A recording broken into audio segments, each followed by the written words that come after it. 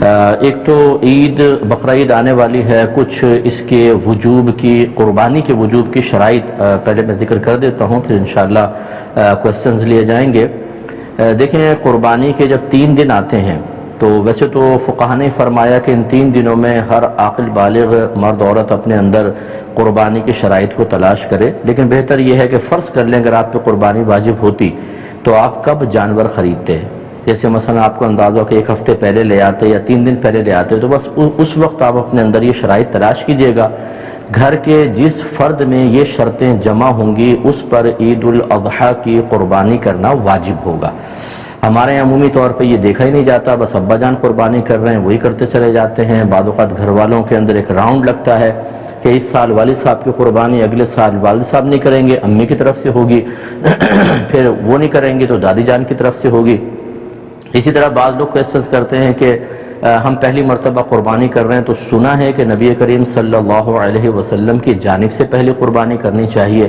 اسی طرح بعض لوگ یہ سمجھتے ہیں کہ پہلے والدین کی طرف سے ہوگی پھر ہم قربانی کرنا شروع کریں گے۔ یہ سب خیالات ٹھیک نہیں ہیں۔ پہلی بات یاد رکھیے گا کہ جس میں قربانی کی شرائط ہیں اس پہ قربانی واجب ہے، اسے تو اپنی طرف سے کرنی ہی ہوگی۔ تو یہ ہو سکتا ہے کہ والدہ میں قربانی کی شرائط جمع ہوں، والد میں نہیں، تو ان پہ قربانی واجب نہیں ہوگی، والدہ پر ہوگی۔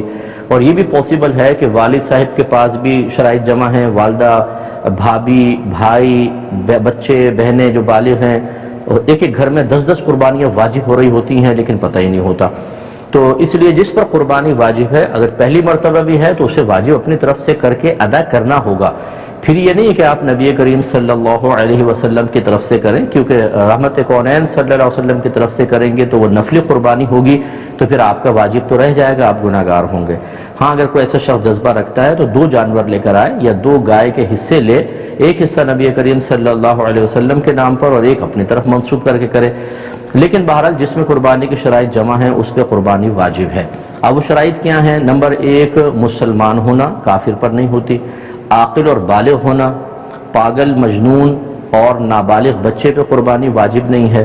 تیسرا، مقیم ہونا، یعنی انسان مسافر نہ ہو۔ مسافر سے مراد جو شرعی مسافت ہوتی ہے کہ آپ شہر کی حدود سے باہر نکل گئے اور کم از کم 92 کلومیٹرز دور جانے کا ارادہ ہے۔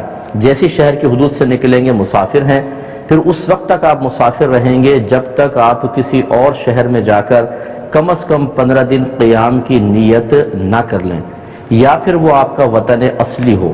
وطن اصلی کہتے ہیں جیسے مثال کے طور پہ جہاں پر آپ پیدا ہوئے اور آپ کا آبائی گھر اب بھی وہاں موجود ہے، ماں باپ ہیں یا آبائی گھر موجود ہے، کم از کم وہ آپ کا وطن اصلی ہے۔ جیسے آپ کراچی میں کام کے لیے آئے اور پھر 2 دن کے لیے اپنے وطن اصلی میں چلے گئے قربانی کے ایام میں، تو وہ تو پھر آپ کا وطن اصلی ہے، جیسے آپ پہنچیں گے مقیم ہو جائیں گے۔ اور اسی طریقے سے اگر آپ نے کسی اور جگہ رہائش اختیار کر لی اور وہاں سے نکلنے کا ارادہ نہیں ہے کہ اب میں مستقل یہاں رہوں گا، وہ وطن اصلی ہوتا ہے۔ اور تیسرا، کہیں پر آپ نے شادی کی ہو اور آپ کی زوجہ وہاں پر ہوتی ہوں، موجود ہیں، تو پھر آپ جیسے دوسرے سٹی میں چلے گئے، جیسے ہی اپنے اس شہر میں آئیں گے جہاں آپ نے شادی کی ہے اور زوجہ بھی ادھر ہونی چاہیے اس شہر میں، تو آپ مقیم خود بخود ہو جائیں گے، چاہے 2 دن کے لیے گئے ہوں۔ لیکن اس کے علاوہ اگر کوئی ہے، ان تینوں چیزوں کے علاوہ، تو کم از کم 15 دن کی نیت کریں گے تو مقیم ہوں گے، ورنہ مسافر رہیں گے۔ تو مسافر پہ قربانی واجب نہیں ہوتی ہے، مقیم پر واجب ہوتی ہے۔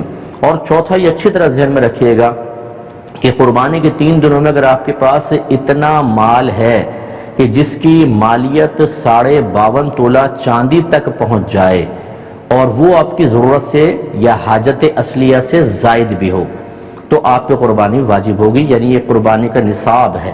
52.5 تولہ چاندی تقریباً آج کل 45,000 50,000 کا حساب کر لیں آپ، بس اتنا اگر اماؤنٹ آپ کے پاس ہے اور آپ کی ضروریات زندگی سے زائد ہونا چاہیے۔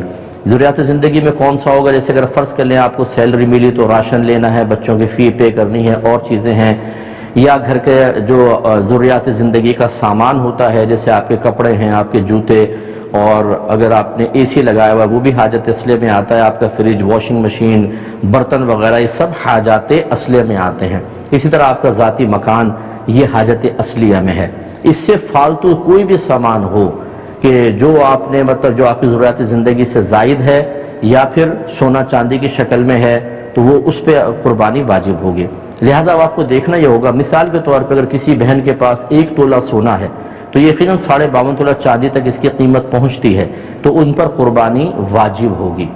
یہ زکوٰۃ کے نصاب کو نہ دیکھیے گا، اس میں یہی لکھا ہے کہ اگر کسی کے پاس بھی کسی بھی قسم کا مال ایسا ہو جو حاجت اصلیہ سے زائد ہو اور اس کی مالیت 52.5 تولہ چاندی تک پہنچ جائے تو اس شخص پہ قربانی واجب ہے۔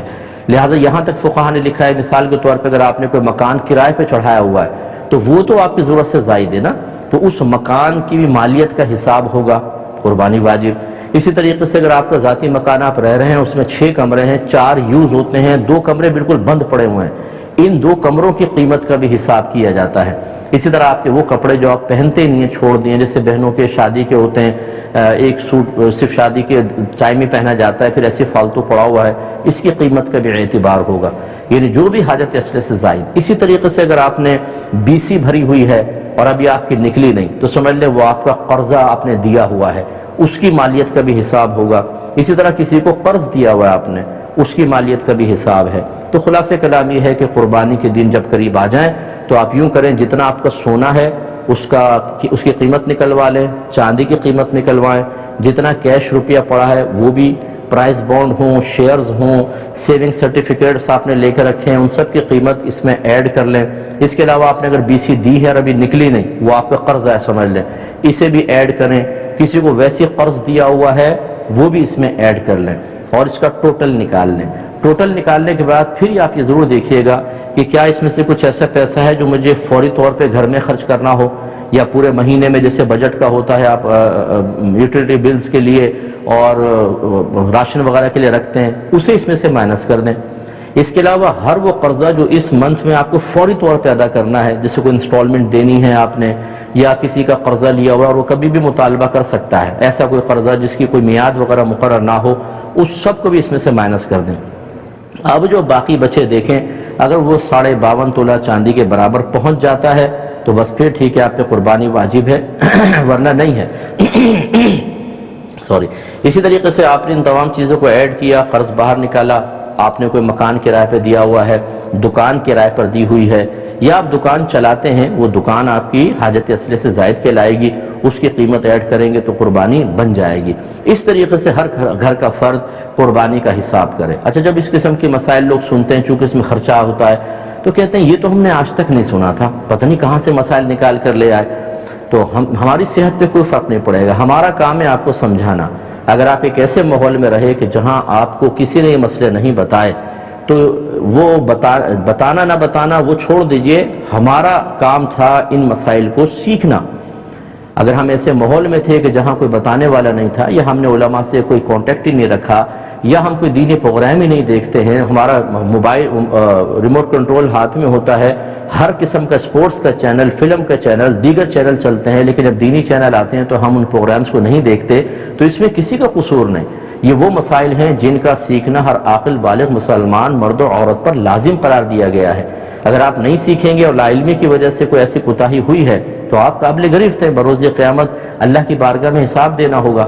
تو مجھے تو ایسے لوگ ملے ہیں کہ جب اس قسم کے اپنے مسائل بیان کیے تو سر پکڑ کے بیٹھ گئے کہ مفتی صاحب ہم پہ تو اس کا مطلب ہے 20 سال سے قربانی بن رہی تھی، ہمیں تو پتہ ہی نہیں تھا۔ تو بھئی نہیں پتہ تھا تو کریں۔ تو لہٰذا اگر کسی کی پچھلی قربانیاں رہتی تھیں تو یا جسے پتہ تھا کہ قربانی ہم نے کرنی ہے نہیں کر سکے، یا لا علمی کہ ہمیں مسئلہ ہی پتہ نہیں تھا، ایسے افراد اب قربانی کی جگہ قربانی نہیں کر سکتے، وہ نکل گئی، اب ایک قربانی کی قیمت صدقہ کر دیں، یا تو بکری کی قیمت کر دیں بکرے کی، اور یا پھر ایک کم از کم ایک گائے کا حصہ جو معتدل قسم کا ہو، یوں نہیں کہ 4-5 ہزار آپ نے خرچ کر دیے، 4-5 ہزار میں 7 چوک 28 ہزار کی گائے کیسی آئے گی؟ 7 حصے ہو سکتے ہیں تو کیسی گائے آئے گی؟